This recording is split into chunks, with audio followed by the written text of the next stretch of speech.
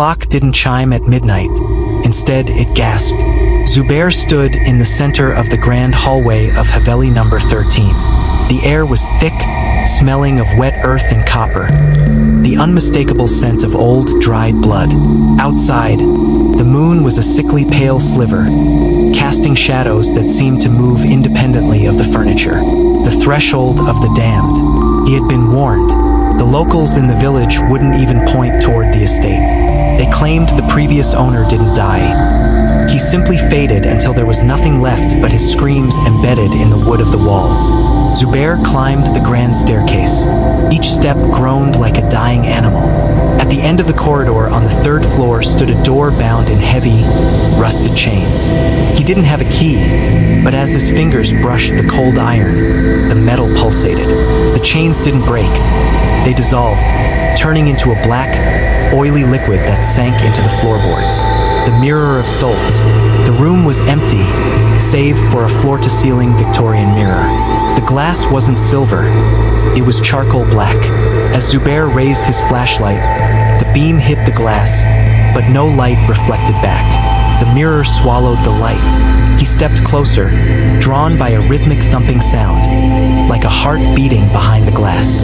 Then he saw it. His reflection was there, but it wasn't moving with him. His reflection was standing perfectly still, grinning a jagged, impossible grin that stretched from ear to ear. His reflection's eyes were gone, replaced by two bottomless pits of swirling black smoke. The midnight ritual. At exactly 12:15 a.m., the temperature plummeted to sub-zero. Zubair tried to turn away, but his feet were fused to the floor.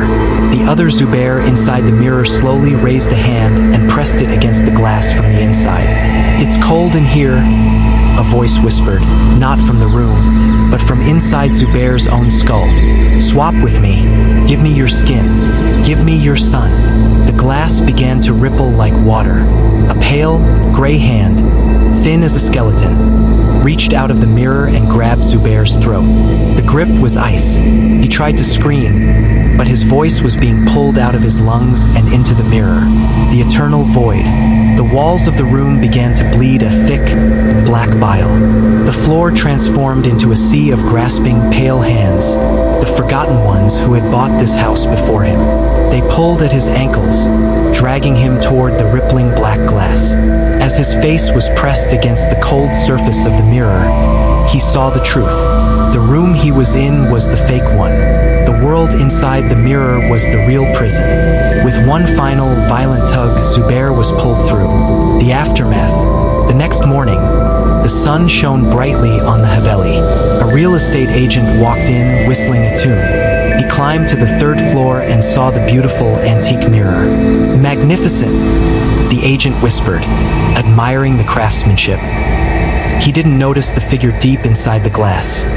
A young man with hollow eyes, silently screaming and clawing at the surface, leaving bloody streaks that vanished before they could be seen by the living.